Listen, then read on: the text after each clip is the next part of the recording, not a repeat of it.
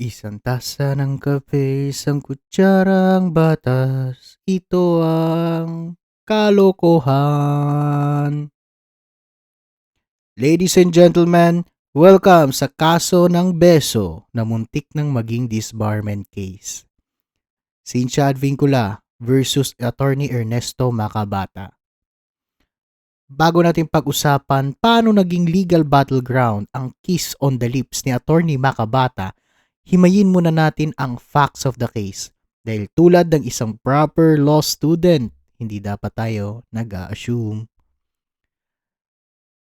Facts of the case: kiss, coffee, and legal ethics.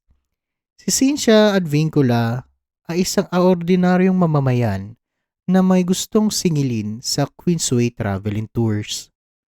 Siyempre, hindi siya nagpunta sa small claims court dahil gusto niya ng rest back.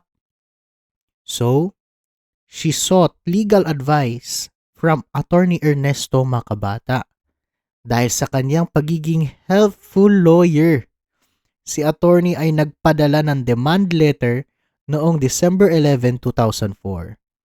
Wow! Good job, attorney. And at this point, so far, ethical pa. Pero fast forward tayo ngayong February 10, 2005. Nagkita sila sa isang restaurant, Zensyo yata yung pangalan, para i-discuss ang kaso.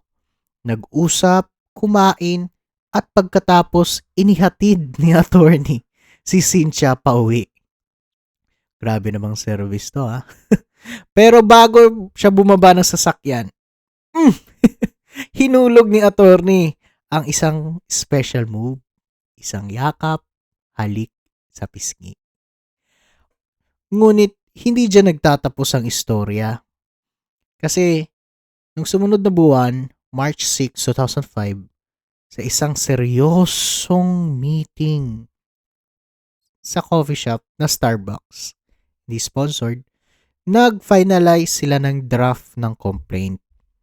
Pagkatapos, as usual, inoffer ni attorney ang kanyang 5-star service, ang exclusive ride pauwi. Pero along the way, may nangyari. Bigla daw nakaramdam ng antok si Cynthia. Na parang may sleeping spell ni Maleficent. At bago siya makarecover, boom!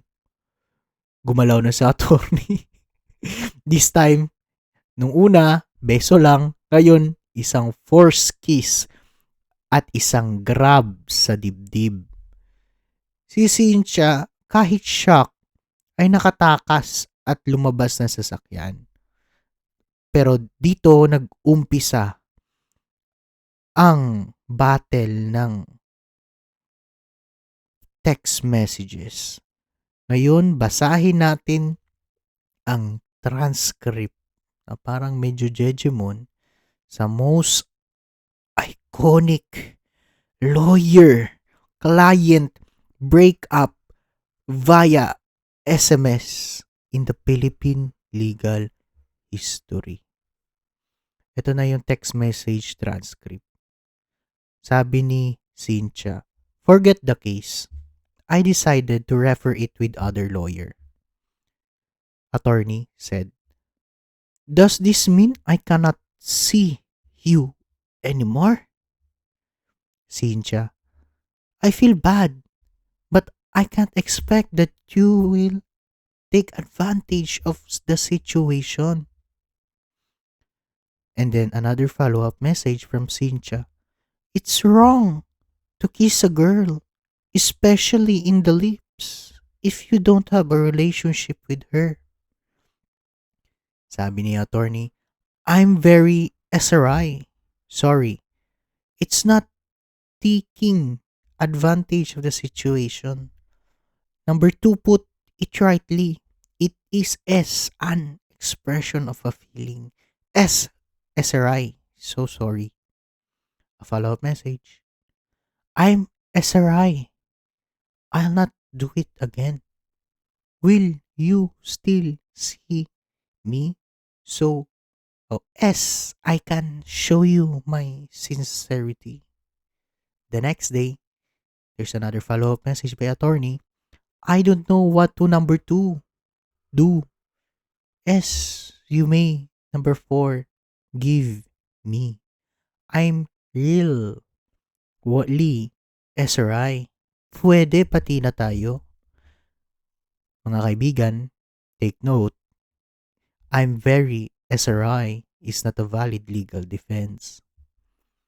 At dahil dito, nagsampa na si Cynthia ng reklamo sa Integrated Bar of the Philippines para sa disbarment ni attorney. Sa kanilang investigasyon, sinabi ng IBP na guilty si attorney ng misconduct. Kaya inirekomenda nila ang 1-month suspension. Pero ang IBP Board of Governors, hindi satisfied. So they modified the ruling at tinaasan ang penalty. 3-month suspension. At syempre, umabot ito sa Supreme Court.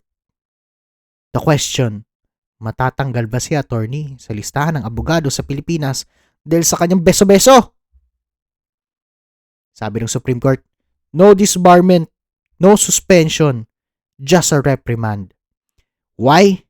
Dahil ayon sa SC, while the act was distasteful, it did not meet the threshold of grossly immoral conduct, which requires acts that are so corrupt as to constitute a criminal act or so unprincipled as to be reprehensible to a high degree or committed under such scandalous or revolting circumstance as to shock the common sense of decency.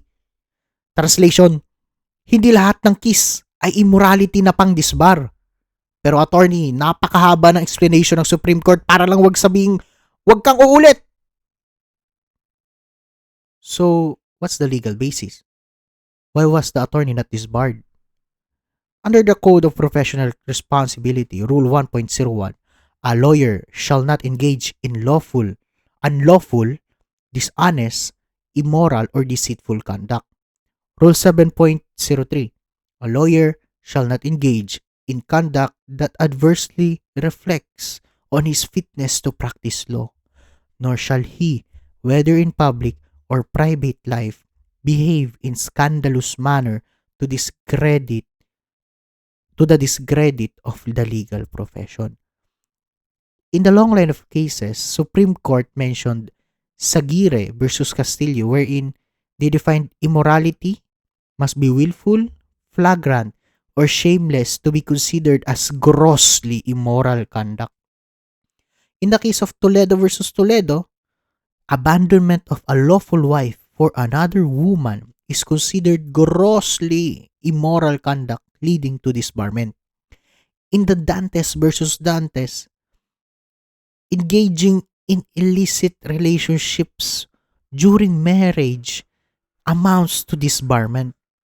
And we compare the case here, which is most of them has second families and multiple marriages. And itong kay Attorney Makabata, well, the SC said, hindi pa ito umabot ng grossly immoral. Pero boy, bantay ka na.